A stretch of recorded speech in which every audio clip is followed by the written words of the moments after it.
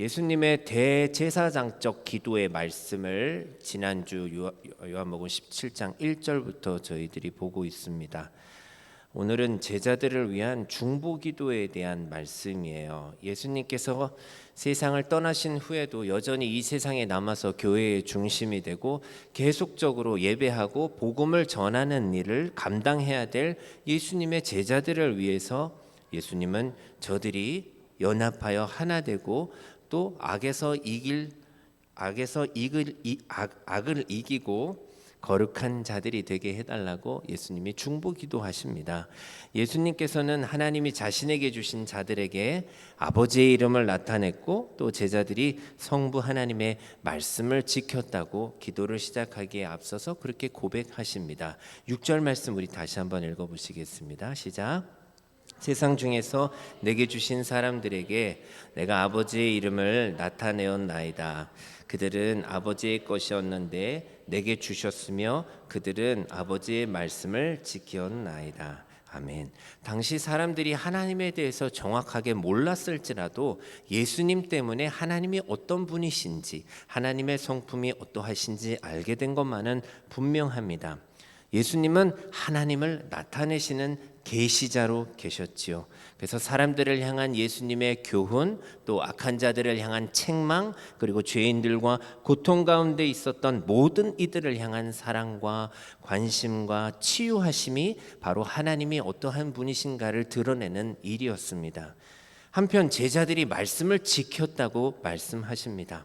이로써 제자들이 해야 할 일이 무엇인지 알게 하십니다. 여러분, 그래서 이 말씀을 토대로 보면 예수님의 제자는 누구입니까? 라고 물을 때 하나님의 말씀을 지키는 사람입니다 라고 우리가 대답할 수 있습니다. 물론 당시의 제자들의 영적 상태는 그렇게 완전하지는 않았습니다. 미흡해 보일 수 있지만 주님은 더 멀리 바라보시고 그들이 하나님의 말씀을 지켰다고 말씀하세요. 오순절 성령 강림 이후에 제자들은 결과적으로 정말 훌륭한 복음의 사역자가 돼서 정말 순교하기까지 그 사명을 잘 감당하였습니다. 주님은 3년 만의 공생의 기간 동안 제자들에게 하나님으로부터 받은 말씀들을 다 가르쳐 주셨어요. 그렇게 복음을 전할 수 있는 사람으로 온전히 세움받을 수 있도록 준비시키셨습니다. 이제 예수님의 죽음과 승천 이후에 성령께서 임하셨을 때 제자들은 그들이 배웠던 주님의 말씀, 그 지식에 성령의 능력을 힘입어서 말씀 사역을 능력 있게 해 나가게 됩니다. 그래서 주님의 말씀에 대한 제자들의 반응을 보여주는 동사가 3개가 나오는데요. 8절 말씀 중반부를 보시면 그들은 이것을 받고 내가 아버지께로부터 나온 줄을 참으로 아우며 아버지께서 나를 보내신 줄도 믿었사옵나이다 이렇게 말씀하십니다. 제자들은 예수님이 주시는 말씀을 잘 받았습니다. 잘 영접했습니다. 수용성이라고도 말할 수 있죠. 그래서 주님이 말씀하실 때 하나님 말씀을 우리가 잘 받아들이는 것 굉장히 우리 믿음 생활하는 데 있어서 중요합니다. 그다음 알고 믿었다 이렇게 표현하는데요. 사실 하나의 사실입니다. 예수님에 대한 제자들의 지식과 믿음은 결코 분리될 수 없는 사실 하나의 것이지요. 주님을 알지 못하면 믿지도 못하고요. 믿음이 없으면 알지도 못합니다. 그래서 예수님이 성육신하신 하나님이심을 믿고 또 그로 인해 예수님의 신성과 인성을 믿는 지식이 우리에게 필요한 것이죠. 그래서 믿음과 결이 같이 가는 지식만이 사람으로 하여금 죄사함과 구원에 이르게 합니다. 누군가 믿음이 좋다라고 얘기할 때 그가 갖고 있는 지식이 하나님 말씀에 근거한 지식일 때 우리는 좋다고 얘기를 하는 것이죠. 저와 여러분 모두가 좋은 믿음 갖기를 축복합니다. 우리가 알고 있는 지식이 성경 밖의 지식이 아니라 하나님 말씀 안에 있는 지식이 되기를 축복합니다. 9절에서는 예수님께서 이제 제자들을 위해 중보하시는 이유에 대해서 말씀을 하세요. 그들이 세상에 속하지 않은 사람들이기 때문입니다. 세상에 속하지 않고 하나님께 속한 자들이기 때문이죠. 그래서 9절 말씀에 기록된 세상은 하나님께 속하지 않은 자들을 가리키는 표현입니다. 제자들은 하나님께 속한 자들로 예수님께서 떠나신 후에 이 세상에 남아서 하나님의 일을 계속해야 할 자들이었습니다. 그래서 예수님은 특별히 하나님께 그들을 보호해 달라는 기도를 하실 필요가 있었던 것이죠. 그들로 인해 영광을 받으신 주님이 제자들을 위하여 오늘 중보하십니다. 그래서 오늘은 제자들을 위한 예수님의 중보 기도를 통하여 주시는 메시지를 받기를 원합니다. 첫 번째, 제자들을 위한 중보 기도의 내용을 우리 다시 한번 읽어보겠습니다. 11절부터 13절까지의 말씀을 다시 한번 우리 봉독합니다. 시작. 나는 세상에 더 있지 아니하오나 그들은 세상에 있사옵고 나는 아버지께로 가옵나니 거룩하신 아버지여 내게 주신 아버지의 이름으로 그들을 보존하사 우리와 같이 그들도 하나가 되게 하옵소서. 내가 그들과 함께 있을 때에 내게 주신 아버지의 이름으로 그들을 보존하고 지키었나이다. 그 중에 하나도 멸망하지 않고 다만 멸망의 자식뿐이오니 이는 성경을 응하게 함이니이다. 지금 내가 아버지께로 가오니 내가 세상에서 이 말을 하옵는 것은 그들로 내 기쁨을 그들 안에 충만히 가지게 하려 함이니이다. 아멘. 사랑하는 제자들을 향한 주님의 관심이 잘 드러나 있는 그런 기도입니다. 예전처럼 주님이 같이 동고동락하시면서 지켜주실 수 없었기 때문에 그들에 대한 하나님의 보호하심을 요청하는 기도예요. 신앙적인 핍박도 어려움이지만 일상의 어려움으로 인해서 사실 우리가 믿음이 약해질 때가 얼마나 많습니까? 우리가 완전한 존재가 아니기 때문에 예수님께서는 하나님께서 제자들을 특별히 지켜달라고 요청하고 계시는 것입니다. 기도의 내용으로 들어가 보면 세상에 남겨진 제자들이 하나가 되도록 그들의 보호를 요청하는 기도입니다. 그렇다면 다시 질문드립니다. 제자들이 왜 보호를 받아야 됩니까? 제자들에게는 하나가 되는 목적을 갖고 있기 때문입니다. 중요한 것은 안전하게 그들을 지키는 그 보호의 수단이 하나님의 이름이라는 사실이에요. 여기서 하나님의 이름은 하나님의 능력을 의미합니다. 예수님은 지금까지 하나님이 그에게 주신 하나님의 능력으로 제자들과 함께 하셨고 제자들을 보호해 주셨지만 이제 예수님이 떠나가심으로 인해서 그 일을 하나님께 직접 맡겨드리는 것입니다.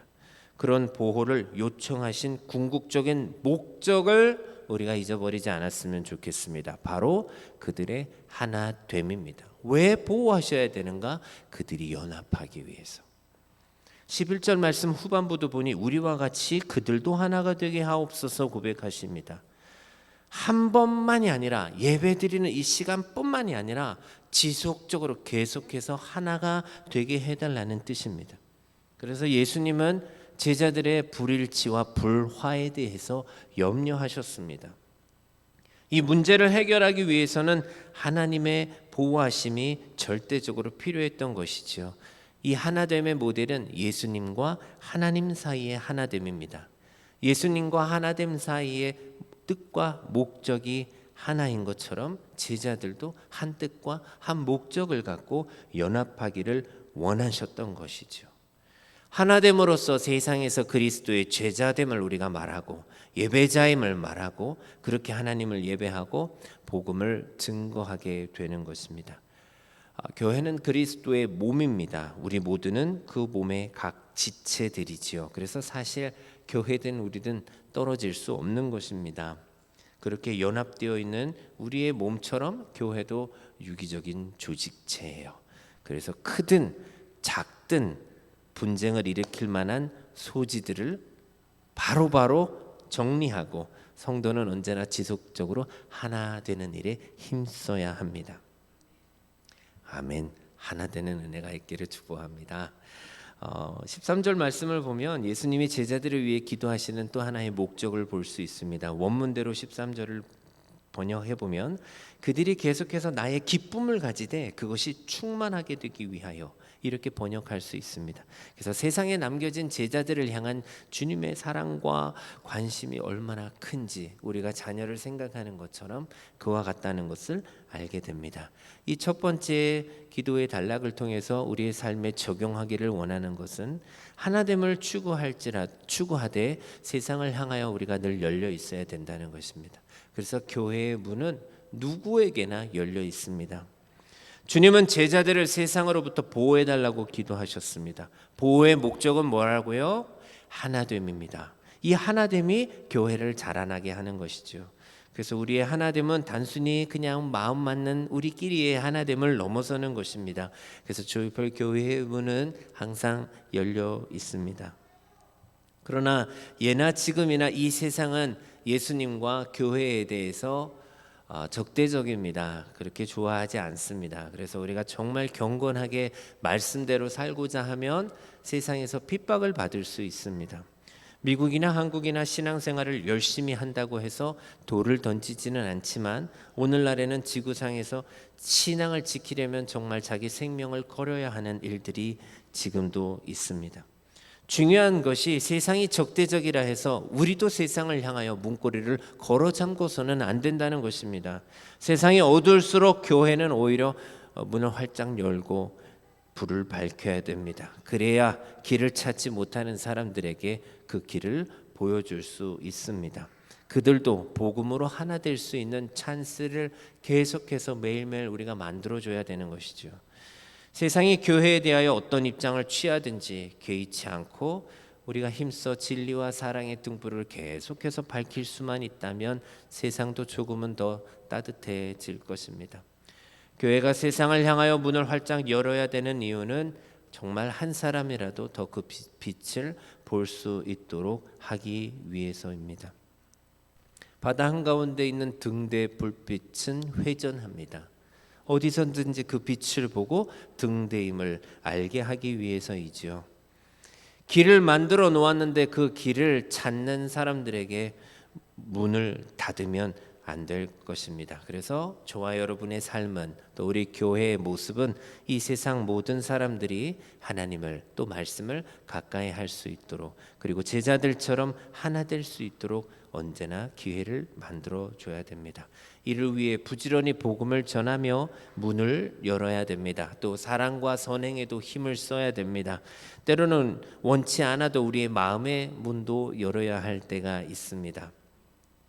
복음 전도는 그들에게 참된 삶의 길을 보여주는 것이고 또 선행과 구제는 그들에게 하나님의 사랑을 느끼게 해주는 것이지요. 우리가 이처럼 예수 안에서 하나 되어 누구든지 오라고 교회의 문을 활짝 열었을 때 하나님의 우리 교회와 여러분의 가정에 신령한 복을 더하여 주실 줄로 믿습니다. 두 번째 주님의 기도의 내용을 살펴보도록 하겠습니다. 14절부터 16절까지의 말씀인데요. 예수님의 말씀을 받은 제자들이 예수님께서 세상에 속하지 않은 것처럼 세상에 속하지 않은 것 때문에 세상에서 미움을 받을 수 있다고 하는 말씀입니다. 제자들은 하나님의 말씀을 따르는 삶을 살기 때문에 그리스도를 대적하는 세상에 속하지 않게 됩니다. 그래서 세상은 그들을 미워한다고 말씀하세요. 그냥 째려보는 정도가 아니라 미움이 박해하는 차원을 넘어선 그것이 본래의 미움의 의미입니다. 예수님의 제자들을 향한 세상의 미움은 개인적인 감정의 차원이 아니라 사단의 세력으로부터의 비롯됩니다.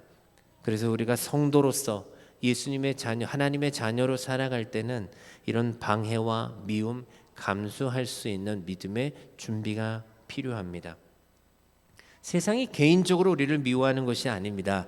예수님을 싫어하기 때문에 우리를 미워하는 것이죠. 그래서 우리를 위협할 뿐만 아니라 계속해서 회유합니다. 믿지 말아라. 믿지 말아라. 지금은 때가 아니다. 교회 가지 말아라. 왜요? 그들의 목적은 우리가 믿음을 버리는 것이기 때문입니다. 그들의 목적은 우리가 하나님을 예배하는 것을 막기 위해서이기 때문입니다. 다시금 죄의 자리로 퐁당 빠져서 어둡게 살라는 거예요. 그래서 우리가 살면서 믿음의 도전을 받고 교회 생활을 하다가도 믿는 사람들끼리도 시험에 드는 일들이 일어나요. 근데 그것이 우리가 하나님께 속해 있다는 증거라고 생각하는 것이죠. 아, 믿음으로 이걸 잘 통과해야 되는구나. 믿음으로 감당할 수 있는 그 힘을 언제나 하나님으로부터 받을 수 있기를 바랍니다. 제자들을 위한 두 번째 기도의 목적을 또 15절에 말씀해 주시는데요. 악에 빠지지 않게 보전해 달라는 것이었습니다. 원문대로 보시면 악한 자에게서 그들을 지켜달라고 하는 기도예요. 예수님이 이 세상을 떠나시고 난 다음에 승천하시고 난 다음에 사단들은 더 활개를 칩니다. 그래서 시험에 들게 하고 배교하게 합니다. 그래서 예수님은 이런 상황들을 아시고 염두에 두시고 제자들을 위해 기도하신 것이지요.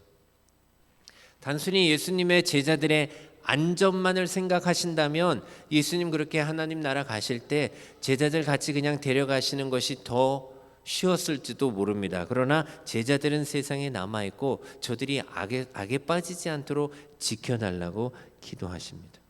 사실 구약시대 때에도 환난과 악이 많은 세상에서 나 자신을 데려가 달라고 간절히 하나님께 구한 사람들이 있었습니다. 모세와 엘리야, 요나와 같은 선지자들이 그러했습니다. 그러나 하나님은 그때 그 사람들의 기도를 들어주시지 않았어요. 에녹과 같이 그냥 죽음을 보지 않고 하늘에 데려가시지 않았습니다. 왜 그들을 이 세상에 남겨두셨을까요? 그들이 세상에서 해야 할 일이 있었기 때문입니다. 예수님께서는 본 말씀에서 제자들을 위해 기도하신 것도 이런 측면에서 해석할 수 있습니다. 그들의 평안과 안위를 위해서 그냥 데려가셨으면 나았을 수도 있지만 그들이 후에 해야 할 복음을 전해야 될 사명이 있었기 때문에 주님은 그들이 악한 자의 공격과 시험으로부터 안전하게 보호받기를 기도하셨던 겁니다. 그래서 두 번째 이 기도의 내용을 통해서 우리가 세상의 즐거움이 아니라 하나님의 기쁨이 되는 삶을 살아야 할 줄로 믿습니다. 여러분, 악에 빠지지 않기 위해서는 세상이 어떠한가를 아셔야 됩니다. 성경은 세상 임금이 사단이라고 가르치세요. 그래서 성경을 통해 세상의 성향을 우리가 충분히 분석할 수 있습니다. 그래서 누구든지 이 세상을 너무 좋아하고 사랑하면 하나님과 대립하는 위치에 서 있게 됩니다. 그래서 야고보 사도는 세상과 벗된 것이 하나님과 원수되는 일이라고 경고합니다. 우리가 세상 태어날 때 아무것도 갖고 오지 않았습니다. 그냥 울면서 태어납니다. 그런데 이 세상을 살면서 세상의 영향을 받아서 탐욕에 빠져 살아가고 죄악에 빠져 살아가고 하나님이 원하신 뜻이 아닌데 엉뚱한 방향으로 달려갑니다. 더 많이 누리려 하고 더 많이 즐기기려만 한다면 시험에 빠진다고 성경은 경고합니다. 결국 믿음 버리고 하나님에게서 멀리 떠나게 되는 것이죠. 요즘 많이 언급되는 보이스피싱도 정말 지능적이 되었습니다. 인간의 마음을 너무나 잘 압니다. 현혹합니다. 한방 이런 거 조심해야 됩니다. 요즘은 특별히 로맨스 캠으로 돈을 뜯어냅니다. 남의 사진을 가지고 보내면서 온라인 연애를 합니다. 연애를 해서 정말 사깁니다. 그러다가 나 코인으로 이만큼 벌었다. 그거 보여줍니다. 그럼 당신 또 투자하면 한 달 안에 이만큼 벌 수 있어. 신뢰 관계를 쌓습니다. 그리고 돈 받아서 도망갑니다. 날 좋아한다면서 이 정도도 못해 이렇게 하지 않습니까? 유혹하는 것이죠. 요즘에는 아예 그냥 대놓고 정말 사진이 아니라 영상통화로 그렇게 사기를 친다고 합니다. 더 괴로운 것은 살펴보면 그 일을 하는 사람도 정말 감금당해서 어쩔 수 없이 하는 거예요. 제2의 피해자, 제3의 피해자 계속해서 양성되는 것이죠. 세상을 보면 삶이 어렵습니다. 취업도 안 되고 카드 빚은 늘어나고 월세는 내야 되고 목돈을 벌 수 있다 그러면 위험을 감수해서라도 해외로 취업을 나가는데 그게 그만 악의 소굴이었던 것이죠. 큰 욕심이 아니라 할지라도 우리가 그냥 열심히 하려고 하는데도 당할 수 있는 무서운 세상이 지금 세상이라는 거예요. 예전이나 지금이나 또한 육체적인 쾌락 추구하는 일들 없어지지 않습니다. 법망을 피해가면 또 다른 방식으로 만들어냅니다. 비인간적 행위들이 계속해서 그냥 보편화된 시대입니다. 그것을 우리가 비난할 때 오히려 너 이상하다라고 욕을 먹을 수 있는, 우리가 비정상처럼 보여질 수 있는 이때의 성도가 믿음으로 자신의 자리를 지켜간다는 게 이거 결코 쉬운 일이 아닙니다. 우리도 육신을 입고 살아갑니다. 천국 가기 전까지는 육신이 작용을 합니다. 그래서 끊임없이 본능적으로 추구하는 것들이 있기 때문에 깨어있지 않으면 큰일 납니다. 조심해야 됩니다. 이런 것들 다 사단이 성도들을 낚아채려고 고안해낸 것들입니다. 누구든지 그냥 한번 걸리기만 하면 좀처럼 빠져나오기가 힘들다는 것을 주의하고 또 주의해야 됩니다. 그래서 애초에 빠지지 않도록 참 조심해야 되죠. 아무리 빠른 짐승이라도 덫에 걸리면 빠져나올 수 없습니다. 성도들도 믿음이 있다 할지라도 사단이 설치한 함정에 걸리면 위험한 것이죠. 그래서 세상을 사랑해서는 안 됩니다. 세상 즐거움을 조심해야 되는 것이죠. 그래서 우리가 어디에 더 무게 중심을 두고 살아가야 될까요? 나의 즐거움이 아니라 하나님의 기쁨에 더 무게 중심을 두고 살아가야 됩니다. 데살로니가전서 5장은 우리를 향하신 하나님의 뜻이 있다고 말씀하세요. 그 뜻을 따라 살아갈 때 우리 하나님은 기뻐하시죠. 항상 기뻐하라고 말씀하십니다. 우리가 주 안에서 항상 기뻐하는 것이 하나님을 기쁘시게 해드리는 일이에요. 한 주간 동안 생각해 보세요. 얼마나 많이 여러분 기뻐하셨습니까? 오늘 기쁨이 회복되는 주일이 되기를 축복합니다. 또 기도하는 것이 하나님의 뜻이라고 말씀하세요. 예배생활, 기도생활 하는 것을 우리 하나님이 기뻐하세요. 그래서 우리는 교회에서 주일에 모여 예배드리고 평일에도 기도하고 모여서 기도하고 그렇게 나의 기쁨이 아니라 하나님의 기쁨에 초점을 두는 삶을 살아가는 거예요. 그때 하나님이 우리에게 주시는 행복을 누리실 수 있기를 바랍니다. 범사에 감사하라고 말씀하십니다. 하나님이 주신 소중한 삶입니다. 하루하루가 소중한 삶입니다. 모든 것이 다 은혜지요. 그래서 교회 다니는 우리들의 마음의 기본 베이스는 감사함이 있어야 됩니다. 기본적으로 감사할 수 있는 마음이 있기를 주의 이름으로 축복합니다. 여러분, 저는 41살까지 홀로 살고 37부터 강아지랑 살았습니다. 되게 이상하다고 볼 수 있는 삶이었어요. 누가 예상이나 했겠습니까? 제가 40살까지 결혼을 못하게 될 것이라는 것을요. 결혼이 인생의 전부는 아니지만 다만 결혼으로 인한 감사를 제가 할 수 없었던 것뿐이지 그때도 저는 늘 감사하면서 지금처럼 기쁘게 살았습니다. 원망과 불평을 하지 않도록 하는 것이죠. 자유를 맛보며 그냥 할리 데이비슨 하나 타고 그냥 주말에는 바람 쐬고 신바람 나게 신앙생활 했습니다. 그때는 그때대로 감사하며 사는 것이고 지금은 가정을 이루고 두 딸을 위해서 바이크를 처분하고 2마리 토끼 같은 자녀를 대신 얻고 그러니 이 또한 또 얼마나 감사합니까? 할렐루야. 뭘 주셔서 감사하는 것도 있지만 없어도 감사할 수 있는 일들은 우리 안에 넘칩니다. 우리가 다 그거를 발견하지 못해서 그런 것이죠. 여러분이 감사할 때 우리 하나님이 기뻐하신다는 것을 믿으시기를 바랍니다. 그래서 세상 즐거움, 나의 만족을 주는 쾌락, 이거는 덧칠 수 있다는 거예요. 그래서 늘 조심하고 돌다리도 두드리고 가라. 이게 제 한국에서 섬기던 담임 목사님의 삶의 철칙이었어요. 돌다리도 포크레인으로 찍고 가는 거 찍고 믿지를 않아요. 확신할 때까지는 그렇게 하셔야 되는 필요하는 거예요. 세상에 대해서는 그렇게 하는 것이죠. 언제나 하나님 기뻐하시는 일에 우리의 삶을 드릴 수 있기를 바랍니다. 제자들을 향한 주님의 기도 세 번째 부분을 마지막으로 보는데요. 17절부터 19절 말씀입니다. 제자들을 보호하고 악에 빠지지 않도록 해달라는 간구에 이어서 이제 적극적으로 제자들을 진리의 말씀으로 거룩하게 해달라는 기도를 드리십니다. 여러분, 단지 악한 자의 공격으로부터 보호받는다고 해서 내가 거룩한 사람이 되는 것은 아니잖아요. 거룩하게 되는 것은 무엇으로 됩니까? 오직 진리의 말씀을 통해서만 우리가 거룩한 사람이 될 수 있습니다. 거룩하게 해주십시오라고 할 때 거룩이 무엇일까요? 기본적인 의미는 구별되다예요. 봉헌하다, 이렇게 하나님 앞에 드리다, 내 삶을 드리는 것도 뜻이 있습니다. 사람에 대하여 쓰일 때는 성별하다, 성화하다라는 뜻을 가집니다. 그래서 거룩은 씻어달라는 말이 아니라 악으로부터 구별하고 성별해달라는 그런 말입니다. 이미 깨끗해진 자라 할지라도 하나님의 진리의 말씀을 통해서 계속적으로 세상으로부터 자신을 성별하고 악에 물들지 않게 할 필요가 있습니다. 주님은 제자들이 이렇게 될 수 있도록 간구하셨어요.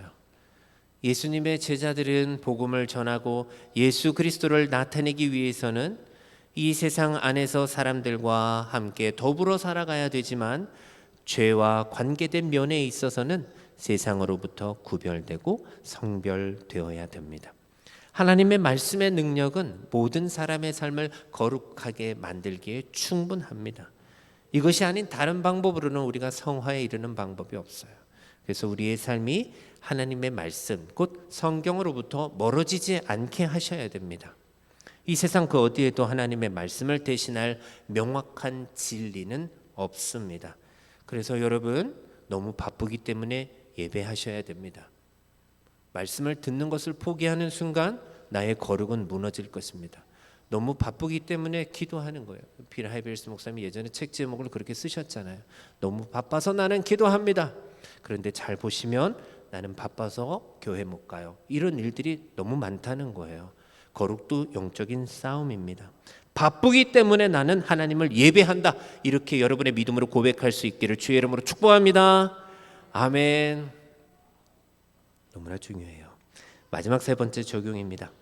말씀에 근거한 신앙생활로 거룩함을 이루어야 됩니다. 주님은 진리로 거룩하게 해달라 이렇게 기도하셨어요. 그래서 우리를 거룩하게 만드는 것은 나의 행위가 아니라 하나님의 말씀이에요. 시험에 빠지지 않는다고 해서 우리가 거룩해지는 것 아니라고 말씀드렸어요. 기차가 목적지에 이르려고 할 때 선로를 따라 끝까지 달려야 됩니다. 하나님 나라를 향해서 나아가는 우리들의 거룩한 생활이 요구되고 그 규칙은 성경에 근거한 생활이 되어야 됩니다. 그래서 성경 말씀은 마치 하나님 나라로 가는 선로와 같습니다. 그래서 이것을 따르는 사람들만, 이 길대로 가는 사람만 하나님 나라에 도착할 수 있는 거예요. 시편 119편 105절 말씀은 주의 말씀은 내 발의 등이다 라고 말씀하세요. 내 길의 빛이다 라고 말씀하세요. 무엇이요? 하나님 말씀이. 우리를 하나님의 나라와 약속 가운데 인도하는 것은 내 능력도 아니에요. 내 열심도 아니에요. 돈도 아니에요. 신학도 아니에요. 종교 제도도 아니에요. 오직 하나님의 말씀입니다. 진정한 거룩은 말씀이라는 선로 위를 달리는 기차와도 같아요. 나의 생활의 근거, 우리 가정의 선택의 근거를 나의 지식이나 내 경험에 두는 것이 아니라 하나님 말씀에 두는 사람이 하나님께 거룩하다고 인정함을 받게 되는 것입니다. 바리새인과 서기관들은 자기들의 종교라는 제도권 안에서는 거룩해 보이는 사람들이었지만 예수님께서 그들을 보셨을 때는 야, 이거 넌 지옥 갈 운명이다라고 그렇게 위선자들이라고 책망하셨어요. 그 이유는 그들이 모세의 자리에는 앉아 있었지만 모세의 율법은 들고 있었지만 그 율법대로 전혀 살지 않았습니다. 사람들을 옳게 가르쳤어요. 율법대로 가르쳤는데 말만 하고 자기들은 그렇게 살지 않았어요. 목적지로 가는 길은 알고 있어요. 이 기차 타면 된다. 그래놓고 자기들은 오히려 엉뚱한 길로 나아갑니다. 그래서 하나님의 약속에 참여할 수가 없었으면 물론이고 그들의 경건이나 거룩은 위선이었음이 예수님 말씀 대신 예수님 앞에서 드러났습니다. 성경을 안다고 그것도 거룩이 아닙니다. 성경을 생활의 근거로 삼으시고 그렇게 살아갈 때 순종하고 준행하며 따라갈 때 하나님께서 요구하시는 거룩한 사람으로서의 삶을 우리가 살아갈 수 있게 됩니다. 오늘은 거룩한 주일입니다. 주일은 왜 거룩한 날이라고 할까요? 저는 어려서부터 주일이라고 배워서 저는 일요일이라고 말하는 게 어색합니다. 주일은 주님의 날이다. 거룩한 날이다. 그렇게 배워왔어요. 거룩하게 구별된 날이기 때문입니다. 실로 이 날은 하나님의 날이지요. 잠시 우리가 인생의 달리기를 멈추고 어떤 선로 위에서 내가 달려가고 있는가를 확인해 보는 날입니다. 매 주일마다 그걸 확인하는 것이죠. 목적지가 아무리 분명해도 길을 잘못 들어서면 이룰 수 없을 것입니다. 그래서 오직 우리는 말씀이라는 선로 위에서 달려가야 됩니다. 우리를 거룩하게 하는 진리는 무엇뿐입니까?